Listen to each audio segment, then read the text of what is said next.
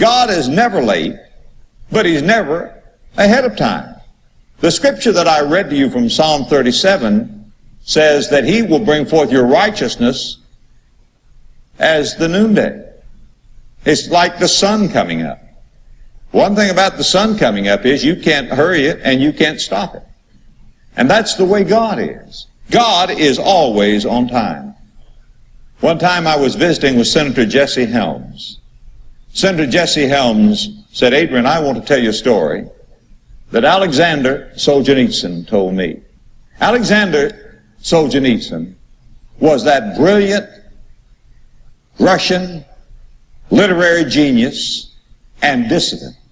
Many of you have read after Alexander Solzhenitsyn, a brilliant and a godly man. But because he was a dissident, when communism was so powerful, he was put into a prison camp. Later he was released, and he told Senator Helms this story, and Senator Helms told it to me. Solzhenitsyn said to Helms, "I hope you never know what real repression is."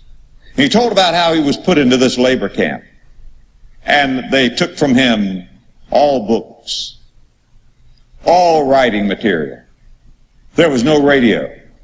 There was no television. There was no input from the outside world, and the prisoners themselves were not allowed to communicate one with another. All day long, laborious, back-breaking labor, with Russian guards standing there, armed and ready to shoot anyone who tried to escape. Solzhenitsyn said this went on day after day after day. I wondered if anybody even knew that I was here. Much less did they care. He said, finally I decided that I would end my life. But he said, my faith would not allow me to do that. I knew it would be wrong for me to take my own life.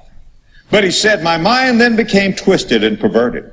He said, I had the idea that perhaps if I would try to escape, then they would shoot me. And I would not have taken my own life. They would have killed me. He said, I know that was wrong, but my mind was twisted. He said, I found the day that I was going to do it. I was sitting under a tree. They'd given us a few moments from the work. I was sitting in the shade of the tree. I saw the Russian guard with his gun.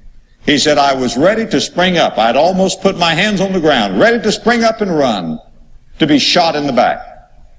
When he said, another man, a man that I'd never seen before, and perhaps I will never see again, perhaps was an angel, I don't know. But he came and stood in front of me. Remember, we were not allowed to communicate, not even to talk. But he looked into my eyes with a look of compassion and understanding, though not able to say a word. And he said he had a stick in his hand, a twig, and in front of me on the ground, he drew a cross and walked away.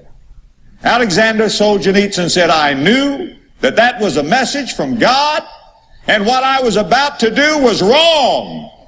And I settled back down. He said, little did I know that all over the world people were talking about me, and in 3 days I would be a free man in Switzerland. In 3 days. Wait on God. Don't be unwilling to wait. Humble yourselves under the mighty hand of God. In due time, He'll lift you up.